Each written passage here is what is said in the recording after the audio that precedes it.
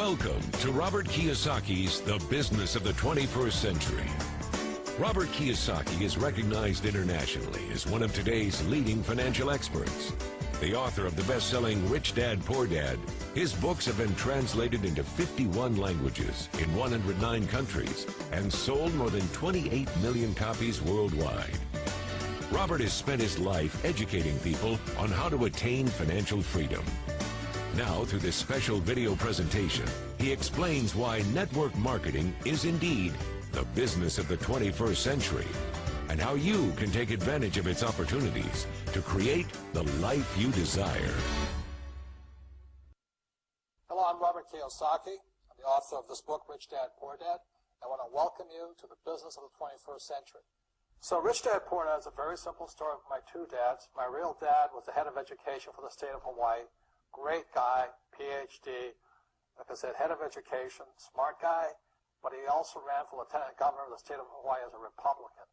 Unfortunately, he lost, and he ultimately died poor, so that's why I call him my poor dad. My rich dad, on the other hand, didn't finish school, but he ultimately became one of the richest men in Hawaii. So he was my best friend's father, and starting when I was just the age of 9, my rich dad began teaching me about money and business, and why the rich are getting richer, and why there's this big gap between the rich and everybody else today. So Rich Dad is a very simple, true story about two fathers, Rich Dad and Poor Dad, tell their two sons about money. And it was my poor dad always said, go to school, get a job, work hard, and all that stuff. And my rich dad says, you'll never get rich doing that. You'll never be a free man. So that's kind of the differences. But if I would show you a diagram of the differences here, is that in financial education, this is very simply the difference. Because there's no financial education in our school, most people do not understand financial statements. So this here is income, expense, assets, and liabilities. And the reason my poor dad was poor, it was very simple. Because he couldn't read a financial statement because he didn't have financial education in school. He was financially illiterate, although a PhD. And my poor dad always said, our house is an asset. And my rich dad said, your father may be well educated, but he can't tell assets from liabilities. So very simply, my rich dad said to me, assets, whether you work or not, put money in your pocket. So when a banker looks at your financial statement, the banker looks at this and says, oh, you have assets and you're putting money in your pocket. And if you look at your house, it's really a liability because every month it takes money from your pocket.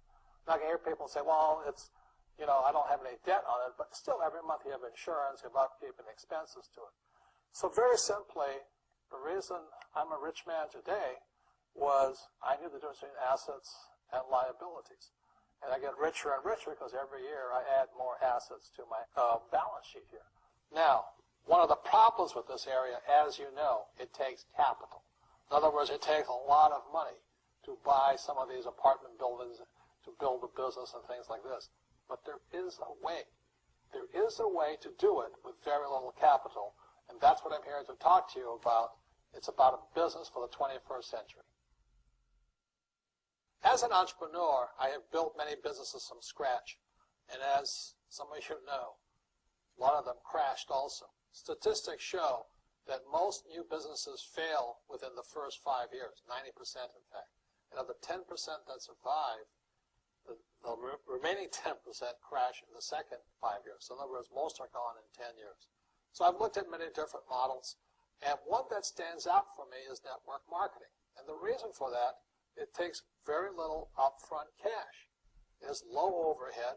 You can do it part-time. It means keep your daytime job, but do this part-time. So let me tell you about my introduction to network marketing because I had a very closed mind to it. Since I can build my own businesses, I said, why do I need a network marketing business? But about 15 years ago, I have a good friend, his name is Bill, and this guy is the best real estate investor I know. He has tons of assets in here. So I said, Bill, why did you start a network marketing business? And it's simple. His answer was very simple. He says, it's my way of helping people. But more importantly, he says, the reason most people can't invest in real estate is because they don't have a business. They don't make enough money simply because taxes, debt, inflation, and retirement savings are killing them. They cannot even invest. So my friend Bill, who was a professional real estate entrepreneur, he says, I started a network marketing business so the people that worked with me could start their own business and then invest money with him.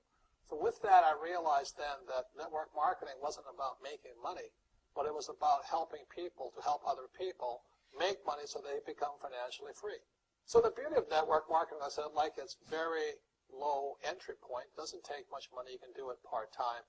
And where your profit is in most big corporations is they spend millions, sometimes billions of dollars in advertising. So rather than give that money to advertisers, network marketing depends on building a network. It's called word of mouth, like you recommend a movie to a best friend. So really, the reason I support network marketing, because it's about people helping people build assets in the asset columns, becoming business owners, and then becoming investors, rather than going through all of this here, which most E's and S's go through. In this section, I want to talk to you about a different kind of quadrant. Years ago, I found out there was 4 kinds of people in the world. You know, one type are people who must be right.